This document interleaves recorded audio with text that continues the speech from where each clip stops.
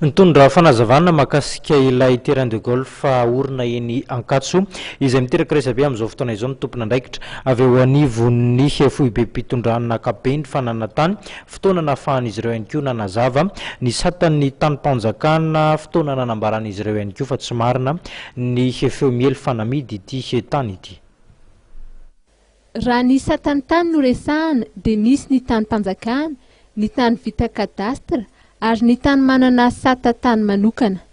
Raha ny tany eny Ankatso izay miteraka resabe sy savorivory no resahana dia voalazan'ireo tompona andraikitra eo anivon'ny foibe mpitondrana ankapobeny fanana tany fa domaine privé de l'État izany tany izany. Tantaran'io Université Ankatso io dia voafaritry ny lalàna fa ny sata izay mifehy azy dia tafiditra ao anatin'ny domaine privé de l'État. Izany hoe azo anaovana izany ireo fomba sy karazana fanomezana izay fanao amin'ny domaine privé de l'État, ao ohatra ny affectation, ao ny dotation, ao ny bail. Ka ho an'ny faritra Ankatso manokana dia affectation no sahaza omeny lalàna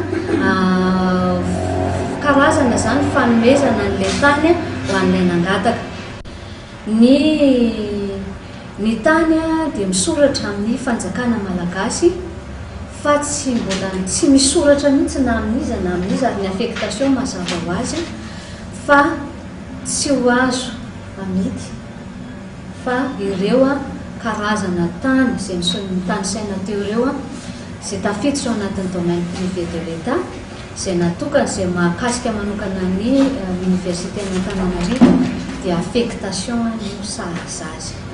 Voalaza fa amin'ny maha domaine privé de l'État ny tany eny Ankatso dia misy ireo izay nanao fangatahana no nanao titre amin'ny anarany tsirairay avy raha ny fantatra nandrisy ny fihaonana tamin'ny mpampalala vaovao izay nitanterahana androany ary mahatratra 300 ireo fangatahana tany voaray izay mbola andalam-panadihadiana azy ny eto anivon'ny fanana tany.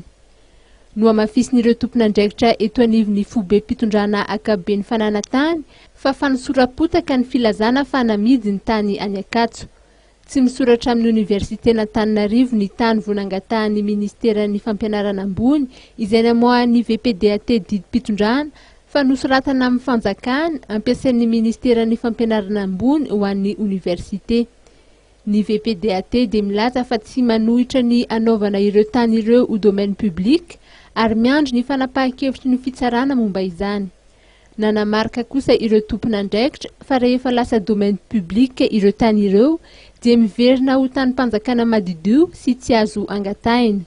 Ho foanana manaraka izany kosa ireo titre navoaka avy amin'izany ary voakasika izany avokoa ireo tany misy ny université eto Madagasikara.